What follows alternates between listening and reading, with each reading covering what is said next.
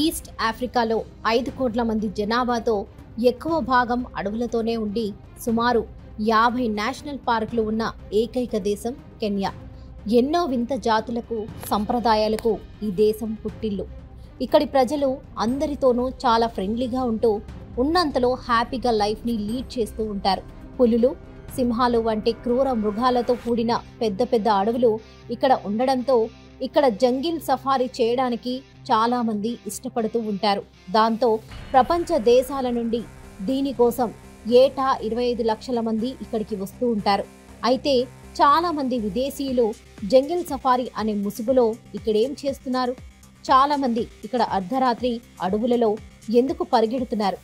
ఈ దేశంలో అమ్మాయిలు అంత చీపా? ఇక్కడ వరకట్నం ఇచ్చి ఎంతమందినైనా పెళ్లి చేసుకోవచ్చా? బరాక్ ఒబామాకి కెన్యాతో ఉన్న లింక్ ఏంటి అనే ఇంట్రెస్టింగ్ విషయాలను ఇప్పుడు ఈ వీడియోలో తెలుసుకుందాం.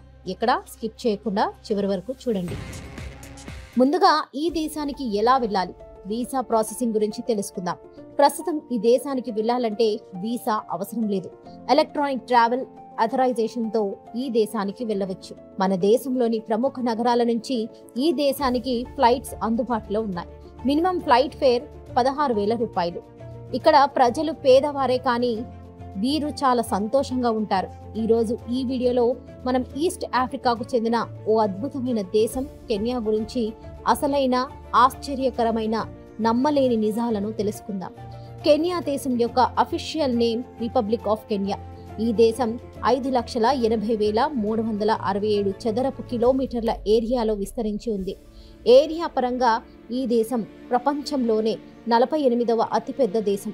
ఈ దేశంలో ఎక్కువ ఏరియా అడవులే ఉంటాయి. ఇక్కడ ఏకంగా 50కి పైగా నేషనల్ పార్కులున్నాయి. ఈ దేశం యొక్క జనాభా దాదాపు 5 కోట్లు. ఇక్కడ సుమారు 1 లక్ష మంది ఇండియన్స్ నివసిస్తూ ఉన్నారు. కెన్యా దేశం south Sudan, Uganda, Ethiopia, Somalia, Tanzania మరియు సౌత్ ఈస్ట్లో ఇండియన్ ఓషన్ ని బార్డర్ గా కలిగి ఉంది.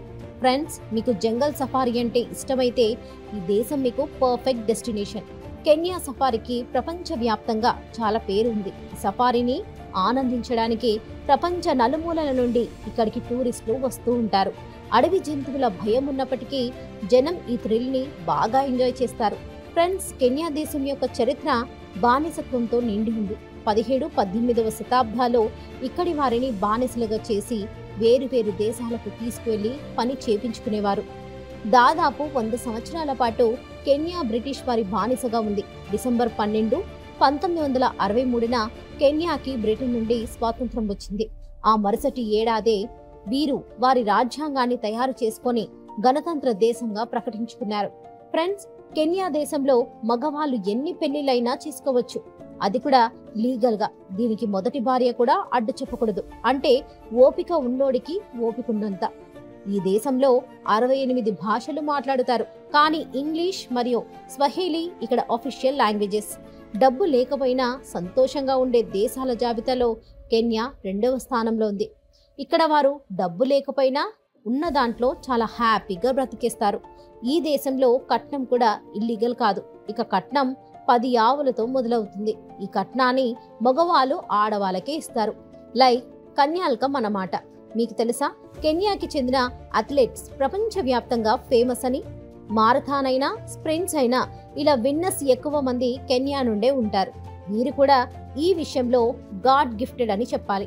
వీరి ఎండ్యూరెన్స్ పవర్ అద్భుతంగా ఉంటుంది. ఇక్కడ అర్ధరాత్రి రోడ్లపైన 20 నుండి 25 లక్షల మంది పరిగెడుతూ కనిపిస్తారు. ఎందుకో తెలుసా, ఇక్కడ అందరికీ అథ్లెట్స్ అవ్వాలనే కోరిక ఎక్కువ.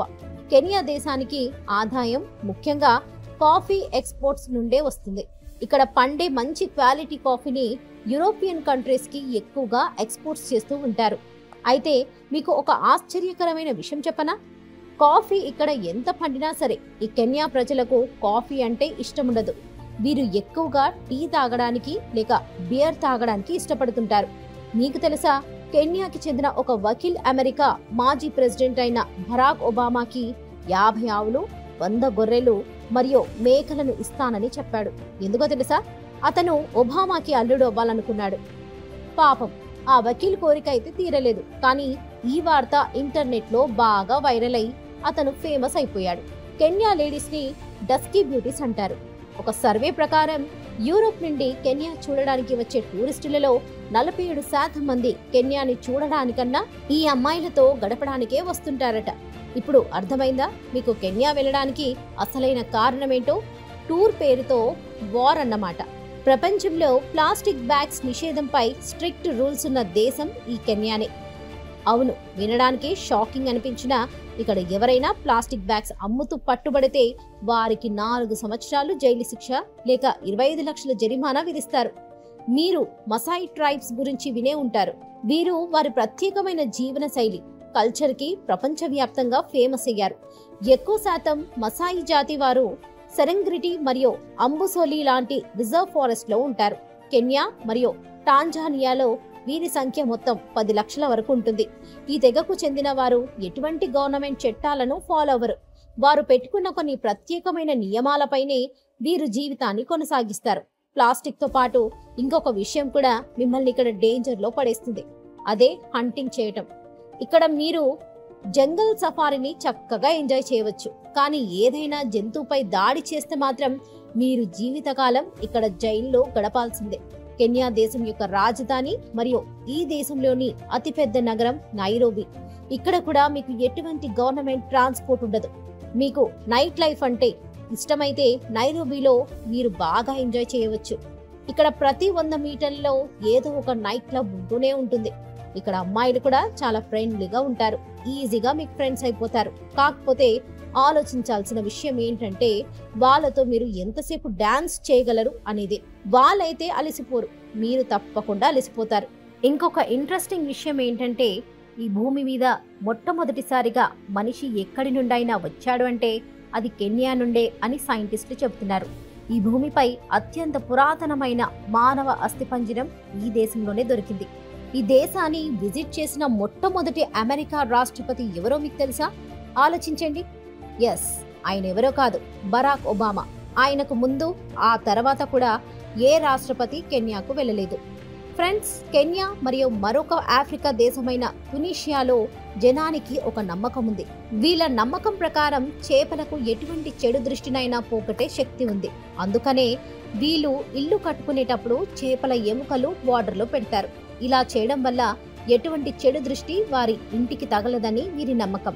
కెన్యాలోని నేషనల్ పార్క్స్ ప్రపంచవ్యాప్తంగా ప్రఖ్యాతి పొందాయి. ఇక్కడ నైరోబి నేషనల్ పార్క్ టూరిస్టులలో బాగా ఫేమస్. ఇది రాజధాని నగరం మధ్యలో ఉంటుంది. మసాయి మార్వా రిజర్వ్, అలాగే అంబసలి ఫారెస్ట్ రిజర్వ్ సింహాలు, ఏనుగులు, చిరుతలు లాంటి ఎన్నో జంతువులకు నివాసం. నైరోబి తర్వాత ముంబసా అనేది ఇక్కడ 2వ అతిపెద్ద నగరం. ఇక్కడ స్థానికులతో పాటు భారతీయులు, అరబ్లు మరియు యూరోపియన్స్ కూడా ఉంటారు.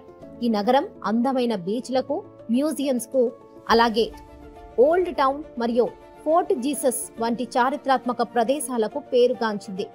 కెన్యా ఒక కరెన్సీ షిల్లింగ్. ఇక్కడ ఒక షిల్లింగ్ అంటే మన కరెన్సీలో 65 పైసలకు సమానం. అంటే తక్కువ డబ్బుతో కూడా ఇక్కడ బాగా ఎంజాయ్ చేయవచ్చు. కెన్యా మరియు నైరోబి గురించి ఇంకొక చెప్పదగ్గ విషయం ఏంటంటే ఇక్కడ డే టైం కొంచెం సేఫే, కానీ నైట్ టైం బాగా డేంజర్. కాబట్టి మీరు ఇక్కడ నైట్ టైం బయటకు వెళ్లకుండా ఉండటమే మంచిది. ఒకవేళ వెళ్ళాలంటే కూడా ఖచ్చితంగా లోకల్స్ ఎవరైనా మీరుతో ఉండేలా చూసుకోండి. నైరోబిలోని కొన్ని ప్రాంతాల్లో క్రైమ్ రేట్ చాలా ఎక్కువగా ఉంటుంది. ఇక్కడ టూరిస్టులను కిడ్నాప్ చేయడం, లూటీ చేయడం నేటికి కూడా చాలా కామన్ విషయం. కెన్యాలో వ్యభిచారం నిషిద్ధం అయినప్పటికీ అనాధికారికంగా ఇక్కడ 1,30,000 మంది వేశ్యలు ఈ వృత్తిలో ఉన్నట్లు సమాచారం. ఈ దేశంలో అమ్మాయిలు 16 ఏళ్లకే తమ కన్యత్వాన్ని కోల్పోతున్నట్లు సర్వేలు తెలియజేస్తున్నాయి. చూశారు కదా ఫ్రెండ్స్, కెన్యా దేశం గురించి నమ్మలేని నిజాలు. ఈ వీడియోపై మీ అభిప్రాయాన్ని కామెంట్ సెక్షన్లో తెలియజేయండి.